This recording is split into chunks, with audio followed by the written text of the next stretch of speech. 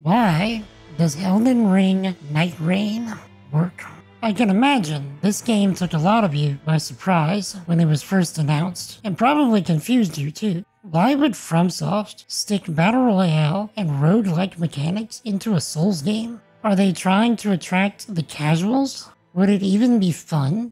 From what I can tell, I would guess that Nightreign is FromSoft's response to the growing popularity of randomizers and the seamless co-op mods found for the original Elden Ring. It fully embraces the multiplayer-first mentality, as well as the chaos of randomization as part of the core gameplay loop.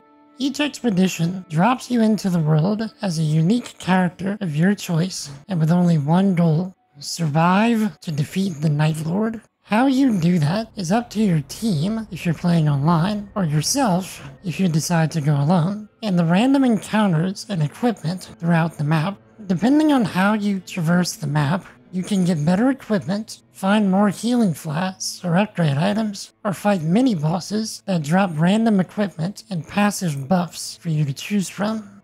As time goes on, the night closes in around you, restricting where you can go and what you can do. Eventually, it drives you into an encounter with a random boss, or even multiple bosses at once. If you succeed, the night is pushed back, and the entire map becomes accessible again for a short time before the process repeats. After defeating the second boss, a portal opens, leading to the Night Lord itself. If you defeat the Night Lord, you progress in the game's overall story and unlock new Night Lords to fight. Whether you win or lose an expedition, you are rewarded with random relics that can be equipped and swapped for permanent buffs in the next expedition. Each expedition takes around 40 minutes to complete, and the gameplay loop is consistent between each attempt.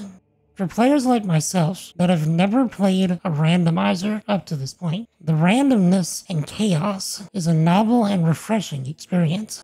It quickly becomes clear, however, that combat encounters are not completely random and patterns emerge. For example, open-world mini-bosses seem to only select from a very small pool for each location, and certain enemy types indicate which boss you'll fight when the circle fully closes in. That's not necessarily a bad thing in my book, but if you were going in expecting full random anarchy, you may be disappointed.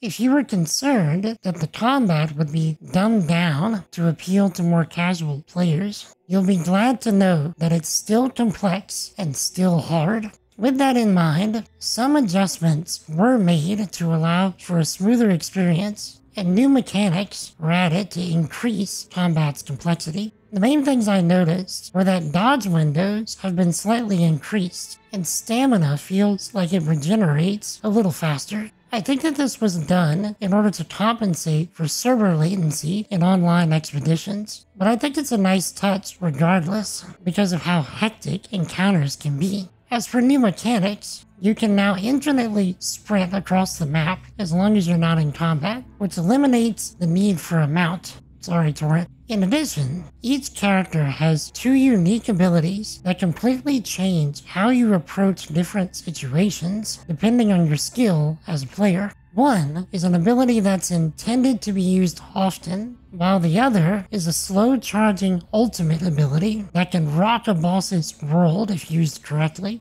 I won't show them all here because they're really fun to experience for the first time yourself.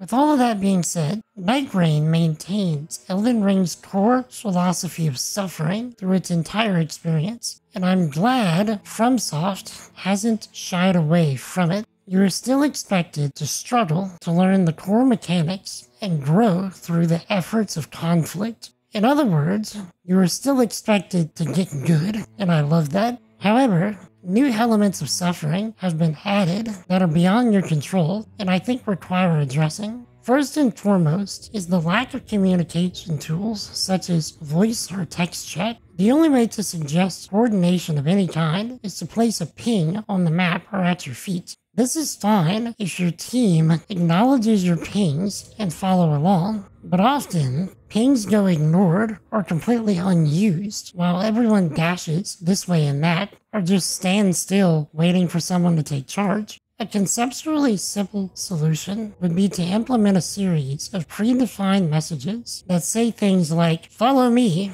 "Find a church," or "Run away." Even then, it would require the players to use them, which is a problem by itself. In any case, I think the most enjoyable group experiences will be those of friends together in a Discord call. Otherwise, I would expect some odd, random groups, or to get really good at playing solo. The other area I feel needs addressing is the map. In the original Elden Ring, the map was great because you could take your time in playing your route. Because speed and precision are of the essence in Nightreign, taking your time on the map is not really an option. Considering how many different icons are present at a given time and how quickly you ideally need to move, it's easy to become overwhelmed and stall the game while you try to prioritize how your route should go. With enough time, patience, and effort, players can and will get good at that as well. Considering the design of the gameplay loop, however, I would personally suggest a way to quickly filter the icons so that players can spend more time enjoying the wonderful combat and jolly cooperation, and less time trying to dig through the map to determine a route. I'm fully aware this is probably just a personal preference of mine and is entirely unnecessary, but I do think it would improve the gameplay flow a noticeable amount without sacrificing any of the complexity and skill required. Even still, I think Nightreign is an interesting and worthwhile addition to the Elden Ring universe. The randomized gameplay alone forces players to get good in ways they would never be expected to in previous games, because you have to work with the build you're given. When I play Souls games, I tend to find a build that I like and not move away from it unless I'm doing a challenge run. That means I'm missing out on so many cool things because I'm too stubborn and stuck in my ways. Because Nightreign doesn't give me that option, I'm experiencing weapons and builds I would have never considered otherwise. That's providing me with a new aspect of fun, and I'm sure I'm not alone in that. When you have a good group, playing co-op adds an entirely new level of complexity that only improves the experience. Conversely, a poor group can also detract from the experience quite easily. So whether you like Nightreign or not, I think we can agree that it's a fascinating experiment for both FromSoft and the Souls genre as a whole, and I'm quite curious to see where it goes. I think it works because of its randomness, its speed, and the fresh perspective it brings to the Souls genre. What do you think? Why does Nightreign work for you? Do you think it works at all? Let me know in the comments. Thank you so much for watching. If you enjoyed this video, hit that like and subscribe button to see more like it. Jesus loves you. I love you. Stay awesome.